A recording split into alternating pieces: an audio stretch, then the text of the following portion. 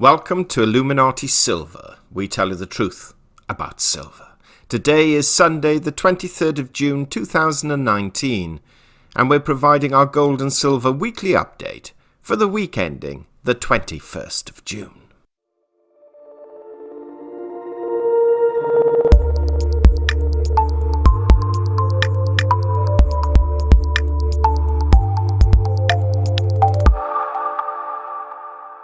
Gold rose $57 last week from $13.41 to $13.99, having hit a high of $14.10 and a low of $13.33. In sterling terms, gold finished the week at £1,097, that's up £32. And in euros it closed at €1,230, that's up €34. Silver rose 54 cents, from $14.82 to $15.36. having hit a high of $15.55 and a low of $14.79. In sterling terms, it closed at £12.05, that's up 28 pence. And in euros, it closed at €13.51, that's up €0.29. The gold to silver ratio rose from 90.48 to 1 to 91 to 1. The Dow Jones closed on Friday at 26,719, down 34 points on the day and up 630 points on the week. And the NASDAQ closed at 8,031, down 19 points on the day and up 235 points on the week. And the S&P 500 closed at 2,950, down 3 points on the day and up 64 points on the week. Brent crude rose $3.19 from $62.01 to $65.20, and US light crude rose $4.92 from $52.51 to $57.43. The dollar index stands at 96.22, that's down 1.35 on the week. We ended last week's video with the words, quote, "So next week, it's all about the Fed. So expect some oscillation on gold and silver prices. Wednesday will be crucial, but we're not optimistic there will be an interest rate rise this month. Jerome Powell may leave his options open for July, though frankly we believe any rise is more likely to occur in September or even later in the year." And was it ever thus? Gold actually oscillated a little at the start of the week, with a slight upward bias. But once Jerome Powell had spoken, it was on a tear, upwards peaking at 14.10 early Friday morning UK time, and closed just below the psychologically important $1,400 level, which we predicted would be reached in the YouTube video we published on Thursday entitled, quote, "Gold, Silver and Stocks Rise as Fed Holds Rates," unquote. We provide a link in the description below, and we seriously recommend you listen to that if you haven't already done so, as we lay out a number of potentialities vis-à-vis interest rates.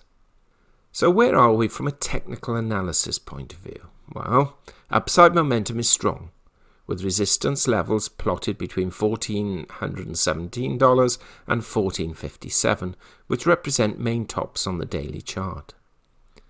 Tomorrow will be an important day, as any break above 14.15 will be a signal that prices are going higher. But if this does not occur, then we could indeed see a fall back to the mid-1350 range. The current reading on the fast stochastic is 92, 12 above the overbought trigger level of 80. The RSI is printing a reading of 84, above the overbought trigger level of 70, and both are signalling a potential correction. However, geopolitics are playing in favor of higher gold prices, especially the dispute with Iran and the aborted military attack announced on Friday, adding fuel to the fire when it was made public. So from a technical point of view, we should see lower prices next week. But geopolitics may soften that impact or even drive prices higher. If, however, the Iran situation calms down and we see some resolution at the G20 later in the week on the 28th and 29th, then we are confident that 1350 gold will be the new resting place, if not even lower. Of course, if these situations worsen, then $1,450 gold is certainly not out of bounds. Silver prices moved with a similar momentum and pattern to gold, breaking through the significant $15 level and surpassing, albeit briefly, $1,550, falling back again late on Friday to a comfortable mid-1530s. $1,550 will offer quite a bit of resistance, but $16 is where we see a real hurdle to overcome.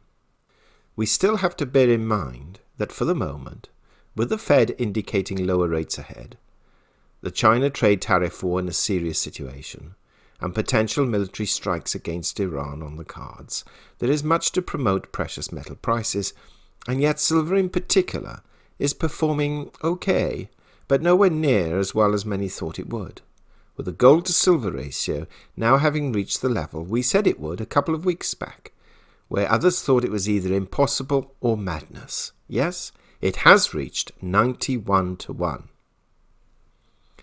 Now, providing no war breaks out with Iran, we think the markets have over-egged the Fed's interest rate policy. We are not convinced rates are going to fall as quickly or as often as the markets are factoring in. And this, if we are right, will prove disappointing to the markets, and we could indeed see a strengthening of the US dollar. For the moment, everyone sees the opposite occurring, but there is always the danger with these things that markets overstretch. So what's on the economic calendar next week? Well, on Tuesday we have the Consumer Confidence Index for June, Wednesday durable goods orders for May, Thursday GDP revision for Q1, which originally showed 3.1% growth, and on Friday personal income, consumer spending and core inflation figures all for May. So next week is important, particularly Monday, to give us an idea of the market trend. Will we see a continuation or will we see the anticipated fallback? Now, we conclude this week's updates with a comment in reaction to some of the subscriber comments we've received on recent videos. The purpose of our weekly update is to attempt to guide you where we believe markets are heading the following week and months ahead. We do this against the backdrop of believing that precious metals, and especially gold and silver, do have a lustrous future, which will deliver at least monetary stability and potentially capital gains if one can afford to hold for the long term. The weekly assessments also serve the purpose for you to be aware of the factors which we believe will affect those prices, very often being political, economic, technical, and sometimes industry specific. We do not try and hedge our bets, as some have accused us of, but actually point out that this is not just a one dynamic pricing mechanism. If it was solely based on physical supply and demand, we could forecast price movements within 0.5% each week without fail. When President Trump, for example, sends out a tweet, even though he doesn't necessarily enact a policy to support it, that can still influence market prices. When one country, due to recessionary pressures, lowers their interest rate, that reverberates around the world and affects market prices. If a new silver discovery in some faraway country is announced, that can affect market prices. And also, ironically, if COMEX traders wake up one morning with a bad headache after a long night out, believe it or not, that too can affect market prices as they trade either too aggressively or passively as a result of their delinquent state. So we often point out the alternative scenarios and give our best estimate of which ones we believe will dominate. And so far over the years, our track record has been much more accurate than those basing their analyses on technicals or fundamentals alone. But in the end, the decision to buy or sell is yours, and every subscriber's financial situation is different. So we hope and trust you bear this in mind when you listen to our podcasts or YouTube videos. Now, all that said, we wish you all a most prosperous week ahead. And if you haven't already done so, please sign up to our Discord comms channel, where there are currently over 50 subscribers sharing their thoughts and ideas each and every day. We hope you have found this video interesting and informative. And if so, please give it a thumbs up and share it on social media. Please ensure that you have subscribed to our channel and press the bell sign so that you are notified of any future videos. Also, kindly visit our website at illuminatisilver.com, and if you haven't already done so, please subscribe either as a free or paying member for regular email updates and offers. Disclaimer: Illuminati Silver owners come from a background of banking, international wealth management, and economics. Having now retired from these worlds, we are not qualified to give investment advice. Therefore, this and other productions must not be deemed to be giving such advice and merely represent the personal views of its owners.